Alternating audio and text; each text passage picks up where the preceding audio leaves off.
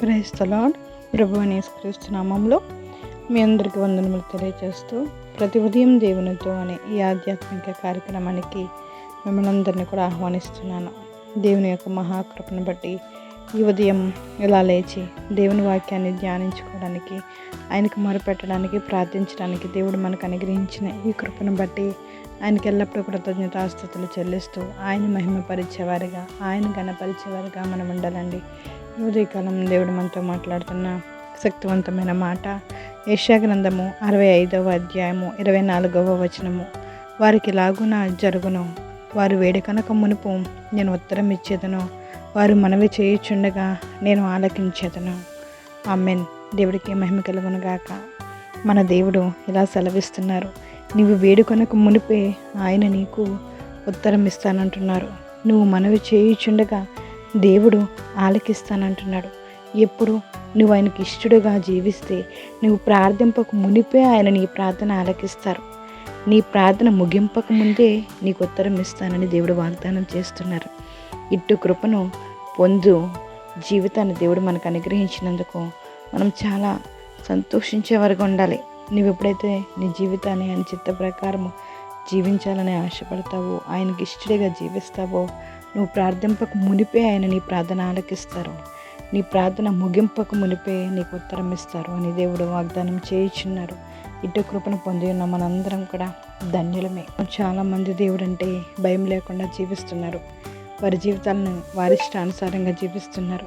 అట్టే రీతిగా కాకుండా మనం దేవుడి వాక్యానుసారంగా జీవించే వారిగా ఉండాలి. కొంతమంది అయితే వారి ఇష్టం వచ్చినట్లుగా జీవిస్తూ వారి జీవితాన్ని వారే దేవుని చిత్తానుసారంగా కాకుండా సొంత నిర్ణయాలతో అనుకోని సమస్యలను తెచ్చుకునేవారుగా ఉంటున్నారు.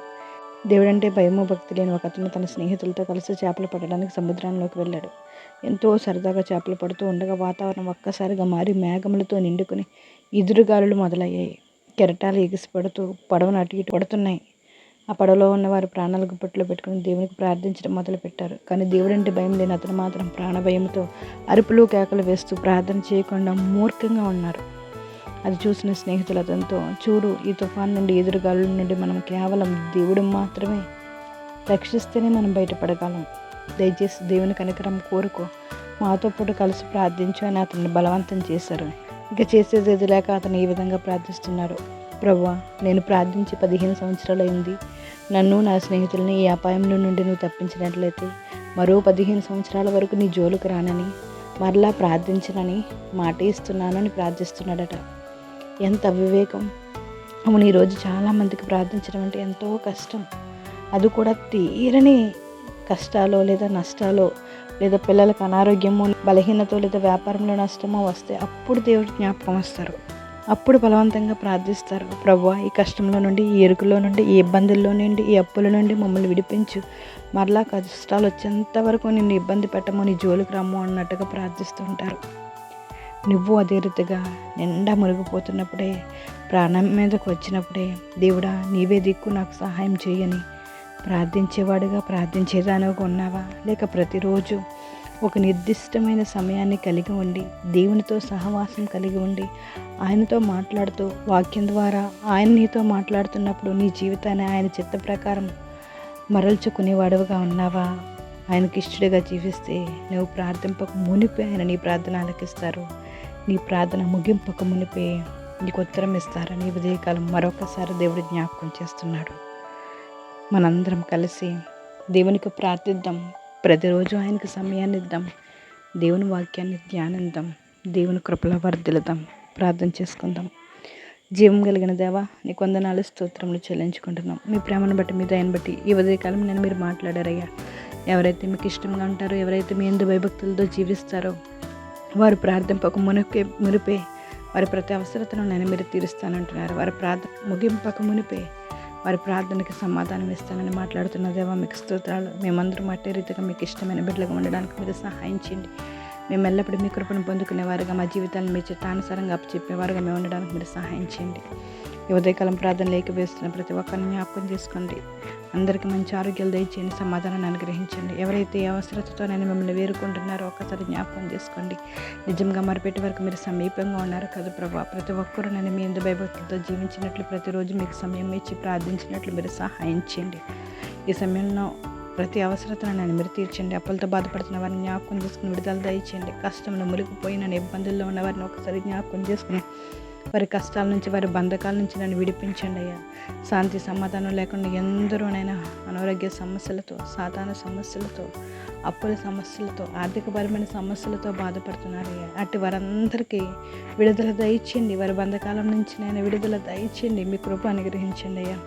గర్భఫలం కోసం ఎదురు చూస్తున్న బిడ్డలను జ్ఞాపకం చేసుకోండి. గర్భఫలం యెహోవా ఇచ్చే బహుమానం మీరు మాట్లాడుతున్నారు. మీ బహుమానాన్ని అందరూ పొందుకుని సహాయం చేయండి. గర్భంతోనే బిడ్డలకు నెల నిండేంత వరకు కాపుదల కృప అనుగ్రహించండి. చంటి బిడ్డల్ని నాయన బాలంతల్ని జ్ఞాపకం చేసుకోండి. స్కూల్కి వెళ్తున్న బిడ్డలకు కాపుదల అనుగ్రహించండి అయ్యా. యవన బిడ్డలను జ్ఞాపకం చేసుకోండి అయ్యా. ఈ రోజునైనా చివరిగా డిఎస్సి ఎగ్జామ్స్ రాస్తున్న ప్రతి బిడ్డల్ని జ్ఞాపకం చేసుకోండి అయ్యా. ఇప్పటికే ఎగ్జామ్స్ రాసి ఉన్న వారి జీవితంలో అద్భుతమైన కార్యాన్ని మీరు జరిగించండి. ఈరోజు ప్రయాణాలు చేస్తున్న ప్రతి ప్రయాణాన్ని జ్ఞాపకం చేసుకోండి. నీ రాకపోకలేని యెహోవా నిన్ను కాపాడిన వాగ్దానం నెరవేర్చండి. ఈరోజు పుట్టినరోజులు, పెద్ద రోజులు జరిపించుకున్న బిడ్డలను జ్ఞాపకం చేసుకోండి. విదేశీ ప్రయాణాలను దీవించండి. విదేశాల్లో ఉన్న బిడ్డలను జ్ఞాపకం చేసుకునే వారికి కావాల్సిన కృపను అనుగ్రహించండి. జీతాలు రాకుండా ఇబ్బంది పడుతున్న వారికి విడుదల దయచేసి జీతాలు వచ్చేటట్లు మీరు సహాయం చేయండి. తండ్రి మీకు వందనాలు. వ్యవసాయదారులను, ఉద్యోగస్తులను చేసుకుని వారిని జ్ఞాపకం చేసుకోండి. వ్యాపారస్తులను జ్ఞాపకం చేసుకోండి అయ్యా. ప్రతి ఒక్కరికి కావాల్సిన కృపను మీరు అనుగ్రహించండి. ప్రతి ఒక్కరు మీ యందు భయభక్తులతో జీవించినట్లు మీ కృప అనుగ్రహించండి. ప్రతి ఒక్కరి పట్ల అద్భుతమైన కార్యాలు మీరు జరిగించండి. నిజమైన దేవుడికి మొరపెట్టినప్పుడు వారికి నిజమైన సమాధానం కలుగుతుందని ప్రతి ఒక్కరు గ్రహించి నేను మీ సమాధానాన్ని పొందుకునే కృప ప్రతి ఒక్కరికి అనుగ్రహించండి. ప్రతి ఒక్కరికి మంచి ఆరోగ్యాలు మీరు దయచేస్తారని ఈ రోజు అంతటిలోనైనా మీరు సహాయాన్ని అందించండి. మా నోటి మాటలు, హృదయ జ్ఞానం మీకు అంగీకారంగా ఉండినట్లు మీరు సహాయం చేయండి. మేము ఎవరితో ఎలా మాట్లాడాలో, ఎలా ప్రవర్తించాలో మీరు సహాయం చేయండి. అందరితో ప్రేమగా ఉండే కృపను మీరు అనుగ్రహించండి. అందరితో మంచిగా ఉండే కృప మీరు మాకు అనుగ్రహిస్తారని ప్రార్థిస్తున్న ప్రతి ఒక్కరికి మీ కృప చూపుతారని, సమస్త గంత మహిమా ప్రభావం మీరు పొందుకుంటారని ప్రభుని యేసునామములో అడిగి వేడుకుంటున్నాం మా పరమ తండ్రి. ఆమేన్. Praise the lord. అందరికీ వందనములు. దేవుడు మిమ్మల్ని దీవించి ఆశీర్వదించును గాక. God bless you all. ప్రతిరోజు దేవునికి సమయాన్ని ఇద్దాం, ప్రార్థిద్దాం, దేవుని వాక్యాన్ని ధ్యానిద్దాం. అది మాత్రమే మంచిది. దేవుని స్తుతించడం మాత్రమే మంచిది అని దేవుని వాక్యం సెలవిస్తుంది. దేవుని మహిమపరుద్దాం, దేవుడికి స్తుతులు చెల్లిద్దాం. మనందరం కూడా దేవుని కృపలో వరదలదము కాక. Amen. Praise the lord. God bless you all.